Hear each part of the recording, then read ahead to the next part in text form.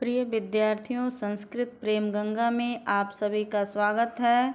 मैं हूं प्रेमलता और आज आप सभी पढ़ने वाले हैं पंचमः पाठः संस्कृतस्य महिमा। पंचमः पाठः से अर्थ है पांचवा पाठ और संस्कृतस्य महिमा से अर्थ है संस्कृत की महिमा। संस्कृतस्य यहाँ षष्ठी विभक्ति का प्रयोग किया गया है। पाठ के प्रारंभ में पाठ की क्या मुख्य भूमिका है इसके बारे में परिचय कराया गया है। सबसे पहले आप सभी परिचय को समझें। यह है गुरु शिष्य मध्ये संस्कृत कक्षायां संस्कृत भाषायाः महत्व विषये रोचकः संवादः पाठे अस्मिन् वर्तते। अनेन संवादेन छात्राणां ज्ञानवृद्धिः जिज्ञासा च प्रवर्तते। संस्कृतस्य व्यापकत्वं शब्दरचनाशक्तिम् अन्य उपयोगं च दर्शयति पाठो अयम्।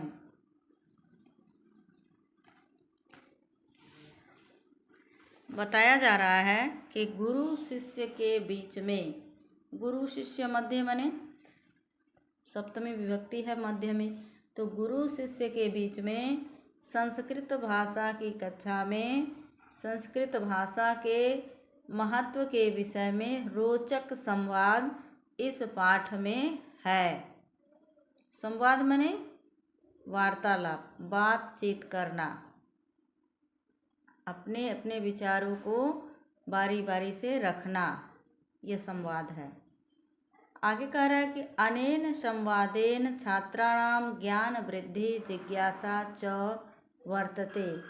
इस प्रकार से संवाद के द्वारा छात्र अपने ज्ञान वृद्धि और जिज्ञासा को प्रकट करते हैं।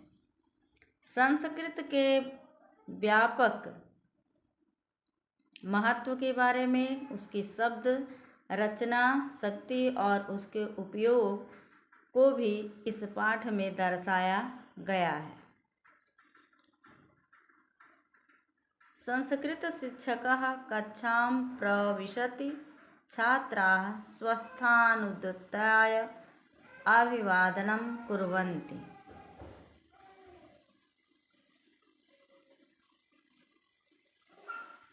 देखिए, संस्कृत के शिक्षक कक्षा में प्रवेश करते हैं। छात्रा स्वस्थाना अपने स्थान से उत्थाय उठकर अभिवादनम कुर्वन्ति अपने स्थान से उठकर अभिवादन करते हैं। आगे क्या कह रहे हैं? अब संवाद शुरू हो रहा है। बातचीत के क्रम में पाठ की शुरुआत हो रही है। शिक्षकः उपविशन्तु सर्वे अद्य संस्कृतस्य महत्वं कथयामि। शिक्षक कह रहे हैं कि सभी बैठो, आज संस्कृत के महत्व को कहूँगा या बताऊँगा। ठीक है, शिक्षक सभी बच्चों को बैठा रहे हैं और इस बात को बता रहे हैं कि आज मैं संस्कृत के महत्व को कहूँगा। उसके बाद रमेश नाम का जो छात्र है वह शिक्षक से प्रश्न कर रहा है कि गुरुदेव अपि संस्कृतस्य अध्ययनं लाभकरम्। गुरुदेव, क्या संस्कृत का अध्ययन लाभकारी है? यहाँ पे एक चीज़ आप लोग को बता दें बच्चों, जो अपि शब्द है ना यहाँ पे वाक्य के पहले लगा है, ठीक है, यहाँ पर लगा है, तो इसका अर्थ यहाँ पे क्या होता है? क्या? अगर यही बीच में लगा होता तो इसका अर्थ होता भी। ठीक है, तो इसलिए यहाँ पर ये वाक्य बन रहा है कि क्या संस्कृत का अध्ययन लाभकारी है? तो गुरुजी यानी शिक्षक क्या उत्तर दे रहे हैं? ना जानासि वत्स, नहीं जानते हो पुत्र, संस्कृतम विना न संस्कृति। यानी संस्कृत के बिना संस्कृति नहीं है। राजीव, जैसे ही शिक्षक इस बात को बताते हैं कि संस्कृत के बिना संस्कृति नहीं है, तो राजीव नाम का छात्र जो है वह पुनः प्रश्न करता है, का नाम संस्कृति, यानी संस्कृति क्या होती है, संस्कृति किसका नाम है। शिक्षक उसे अपने शब्दों से समझाते हैं, संस्कृते एव आचार विचारा भावनाश्च सन्ति यत्र में भवन्ति तत्रैव संस्कृति। शिक्षक समझा रहे हैं कि संस्कृत में ही आचार विचार और भावनाएं होती हैं, जिसमें ये होते हैं वही क्या है, संस्कृति है। तो रमेश और राजीव तो अभी इस क्रम में थे ही, पुष्कर भी गुरुजी से प्रश्न कर रहा है कि कथयन्ति जना यत इयम मृता भाषा, लोगों द्वारा कहा गया है कि यह मृत भाषा है, यानी मरी हुई भाषा है। अब शिक्षक उसे समझा रहे हैं, क्या कह रहे हैं शिक्षक, वत्स ज्ञानहीनास्ते, वत्स ज्ञानहीन आस्ते, पुत्र वे ज्ञानहीन है, यानी जो बताते हैं कि संस्कृत मृत भाषा है या मरी हुई भाषा है, वे लोग ज्ञानहीन हैं। अस्यामेव भारतीय भाषाणाम जीवनम, इसमें ही भारतीय भाषाओं का जीवन है। अस्या एव भारतीय भाषा निर्गता, इसी से ही सभी भारतीय भाषा निर्गत हुई हैं, निकली हुई हैं। इसी से मतलब किसका है, संस्कृत भाषा से मतलब है कि संस्कृत भाषा से ही भारतीय भाषाओं का जीवन है और इसी से भारतीय भाषा निकली है। एतदर्थम सा भाषाणाम जननी कथ्ये, इसीलिए तो वह सभी भाषाओं की जननी कहलाती है। कौन, संस्कृत। नेयम मृता भाषा, नहीं मृत भाषा है, अपितु अजरा अमरा जेति, अपित मने बल्कि, अजर और, चौ मने और, अजर और अमर है, अद्यापि जीवति, आज भी जीवित है। पुनः रमेश प्रश्न कर रहा है, अस्यामेव भारतीय भाषाणाम जीवनम, अस्याणाम भारतीय भाषाणाम जीवनम, क्या इसमें ही भारतीय भाषाओं का जीवन है। शिक्षक कह रहे हैं, अथ किम, हाँ बिल्कुल अवश्य, सर्वा भारतीय भाषा संस्कृत भाषायाः ऋणम धारयन्ति, सभी भारतीय भाषा संस्कृत भाषा के ऋण को धारण करते हैं। अत्रैव प्राचीन वेदादिशास्त्र रचितम, इसी से ही प्राचीन वेद आदि की रचना हुई है। कमाल प्रश्न क्या कर रहा है, शब्द ज्ञानाय संस्कृत कोशो अपि वर्तते किम, क्या शब्द ज्ञान के लिए संस्कृत कोश भी है। इसे देखो गुरुजी कैसे समझाते हुए बता रहे हैं।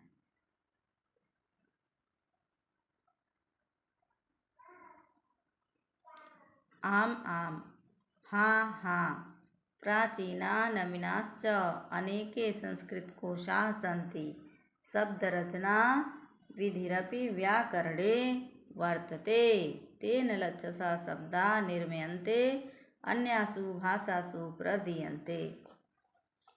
हाँ हाँ, प्राचीन और नवीन अनेक संस्कृत शब्दकोश हैं, शब्द की रचना और उसकी विधि भी व्याकरण है, उससे लाखों की संख्या में शब्दों के निर्माण होते हैं या शब्द रचे जाते हैं। अन्यासु भाषासु प्रदीयन्ते,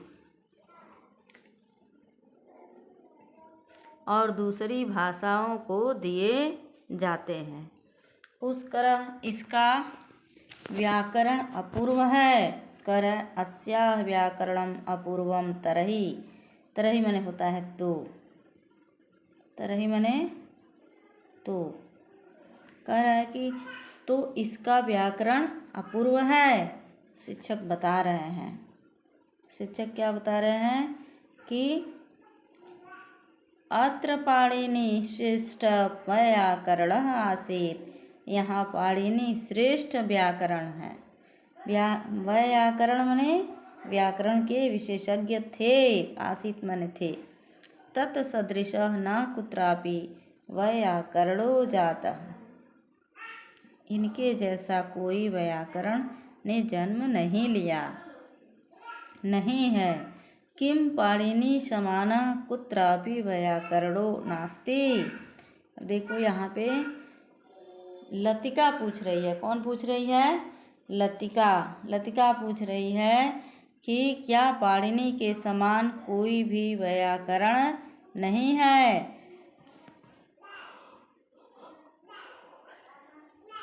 गुरुजी बता रहे हैं आम अस्युत्तरम सर्वत्र मौनम अस्ति। हाँ, आज भी इसका उत्तर सभी जगह मौन है, यानी कि आज भी कोई उनके समान व्याकरण विशेषज्ञ नहीं है।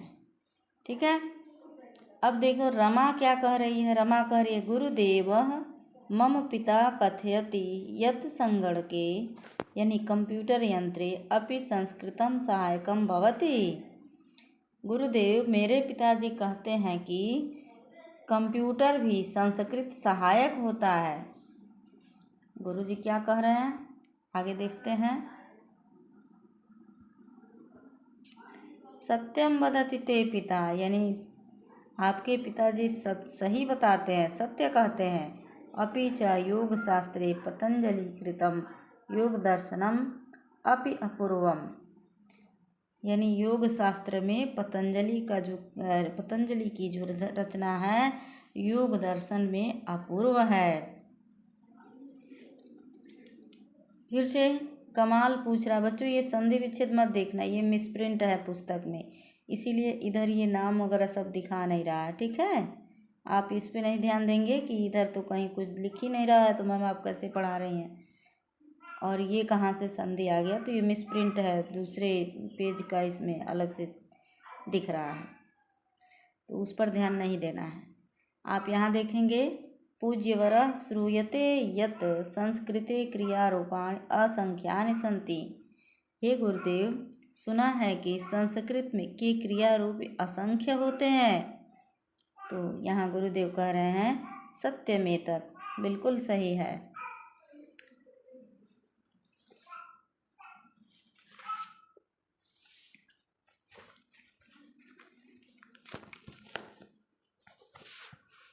धातवः एव द्विसहस्राधिका तेषां 10 लकारेषु नानारूपाणि भवन्ति। सर्वेषु लकारेषु 9 रूपाणि सन्ति। धातु 2000 से अधिक है। द्वि माने 2, सहस्त्र माने 1000, अधिका माने अधिक, 2000 से भी अधिक है। धातु यानी क्रियाएं, तेसाम यानी उसमें 10 लकार, कितने लकार हैं? 10 लकार हैं, जिसको काल कहते हैं, टेंस कहते हैं। उसमें 10 लकार हैं और उनके नाना रूपाणि भवन्ति, उनके अनेक रूप हैं। सभी लकारों में 9 रूप है। ठीक है, सभी लकारों में 9 रूप हैं। धातवो अपि त्रिधा भवन्ति इति भवान् उक्तवान्। धातु में भी त्रिधा भवन्ति, 3 प्रकार होते हैं। इसे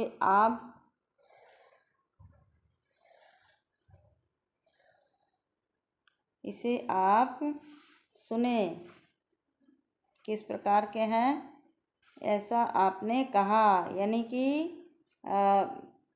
जो गुरु जी हैं उनकी बात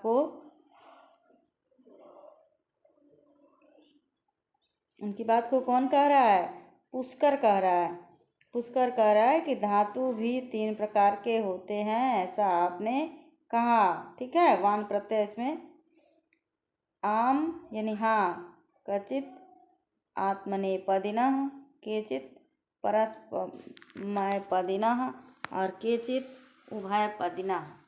यानी कि कहीं पर आत्मनेपदी है तो कहीं पर कुछ परस्मैपदी है और कुछ उभयपदी है। इस तरह से ये 3 प्रकार के होते हैं।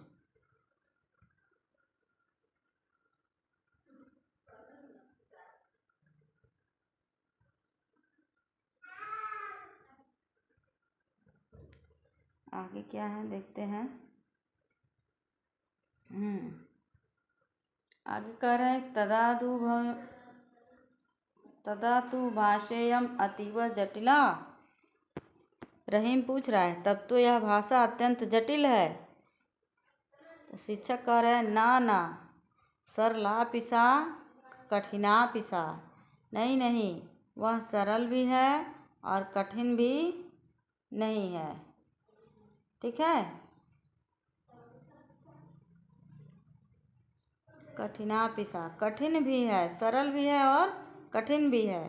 सामान्य प्रयोगे में सरल है, गूढ़ विषय निरूपणे जटिला। गूढ़ विषय के रूप में कठिन है, जैसे इच्छा हो प्रयोग किया जाता है।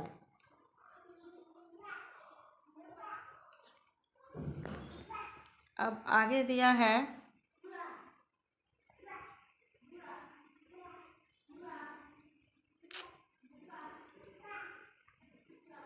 अगला जो वाक्य है, कह रहा है कि गुरुदेव किम विज्ञानानि अपि संस्कृते सन्ति। कि क्या, ये बात रमा कह रही है किससे? गुरुदेव से। कह रहे गुरुदेव क्या विज्ञान भी संस्कृत में है? तो फिर शिक्षक कहते हैं कि किम कथयसि, क्या कहते हो?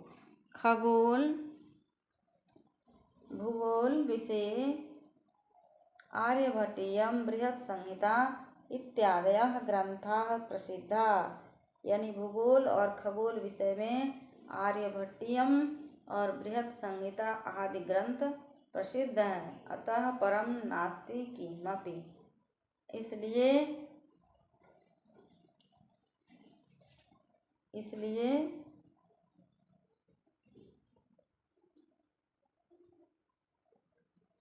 यह अधिक नहीं है। कथम नास्ति, कौन नहीं है या कैसे नहीं है?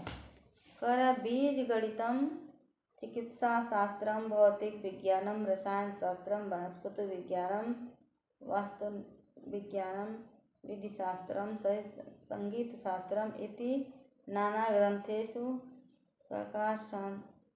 प्रकाशितानि सन्ति। प्राचीन भारतीय जीवनम पठितव्यम।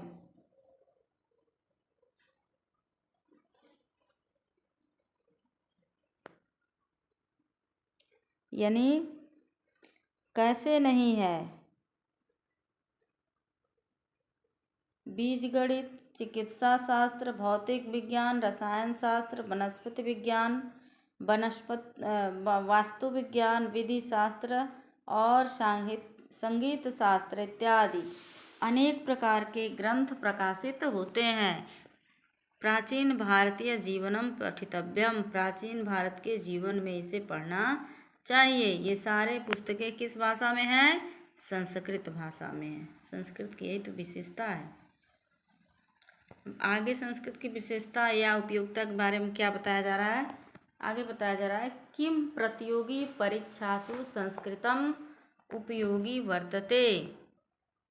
क्या प्रतियोगी परीक्षाओं में संस्कृत विषय उपयोगी है? देखिए गुरुजी क्या बता रहे हैं। गुरुजी कह रहे हैं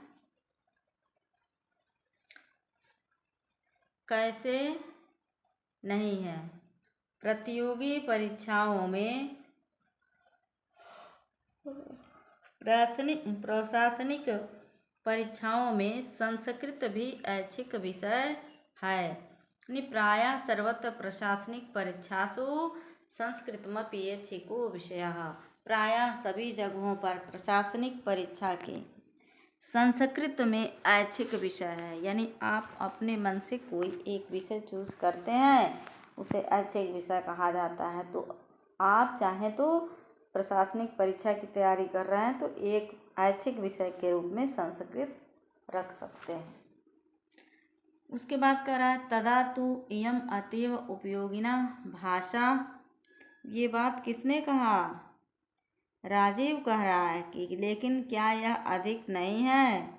क्या यह अधिक नहीं है? ठीक है, तो उसे बता रही हैं प्रायः सभी प्रशासनिक परीक्षाओं में संस्कृत भी ऐच्छिक विषय है। तदा तु इदम तीव उपयोगिना भाषा अथ किम, तब तो यह बहुत ही उपयोगी भाषा है। अथ किम, बिल्कुल हाँ। उसके बाद कह रहे हैं कि तरहि नूनमेव सर्वैरस्माभिः मनोयोगेन संस्कृतं पठनीयम्। तब तो हम सभी को निश्चय ही पूरे मनोयोग से संस्कृत पढ़ना चाहिए। धन्य है यह भाषा, यह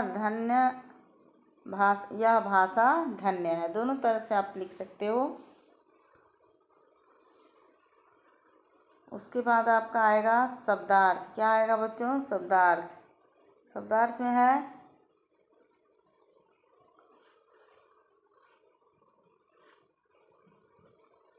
पहला शब्द है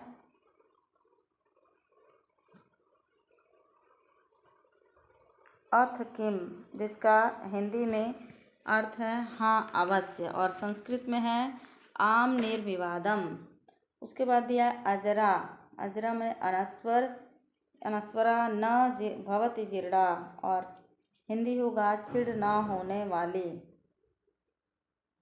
लक्षसः अनेक लक्ष्य संख्या, यानी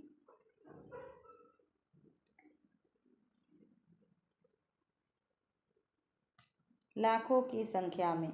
उसके बाद है निर्मयन्ते रचयन्ते, ये रचे जाते हैं या बनते हैं। त्रिविधा, तीन प्रकार के। जटिला, कठिना, ये दोनों संस्कृत है। आसान शब्दों में उलझी हुई या कठिन। उसके बाद कह रहा है क्या है कि इच्छानुसारेण, इच्छा के अनुसारेण, और संस्कृत इसका दिया यहाँ पे यथेच्छम। ठीक है, उसी तरह से दिया है मनोयोगेन, इसका हो गया ध्यान सहितम, और पूरा मन लगाकर। ठीक है, निर्गता हमने उत्पन्ना, उत्पन्ना हमने निकलता है या निकली है। तो बच्चों इस तरह से ये पूरे पाठ का शब्दार्थ आप लोगों का कंप्लीट हो गया, और शब्दार्थ के साथ साथ आप लोगों को व्याख्या भी कराया गया। व्याख्या मतलब मौजबानी मौखिक रूप से आपको समझाया गया। लिखित कार्य जो है आज लिखोगे पढ़ोगे, अच्छे से सुन कर पढ़ोगे, तब तो आपको जब तक जीवन रहेगा याद रहेगा। अगर मनमौजी सुन करके पढ़ोगे, मनोयोग से संस्कृत को नहीं पढ़ोगे, तो फिर आपको याद नहीं रहेगा, और प्रत्येक प्रश्नों के उत्तर मुझे नहीं उम्मीद है कि सही तरीके से आप दे पाएंगे। हाँ, हो सकता है कि अपने स्तर से आप दें, लेकिन मन से नहीं पढ़ेंगे तो यह संभव नहीं है। तो बच्चों आज के लिए यही इतना था। कल आप लोग फिर से इसका प्रश्न उत्तर समझेंगे, और क्लास में शब्दार्थ जो भी कंप्लीट कर लेगा वो क्लास में कॉपी जांच कराएगा और उसका रिवीजन भी करेगा। कल से आप लोगों की परीक्षा शुरू हो रही है 22, 23 और 24 को। ठीक है, कल सुबह में आप लोग की हिंदी का विषय है, और उर्दू जो पढ़ते हैं उर्दू है, और दोपहर के पाली में आप लोग का संस्कृत है। अच्छे मन से आप लोग परीक्षा दीजिएगा, आप सभी का रिजल्ट बहुत अच्छा है। इसी शुभकामनाएं के साथ मैं आपसे एक बार रिक्वेस्ट करूंगी कि आप लोग चैनल को सब्सक्राइब करें, और उसके घंटी वाले बटन को प्रेस करें ताकि जो भी नोटिफिकेशन इधर से हम भेजें तो आपको तुरंत उसका लिंक मिल जाए और आप उसका लाभ ले सकें। तो आज के लिए इतना ही बच्चों। जल्दी आप लोग को इसका प्रश्न उत्तर पार्ट 2 दिया जाएगा। तब तक के लिए धन्यवाद।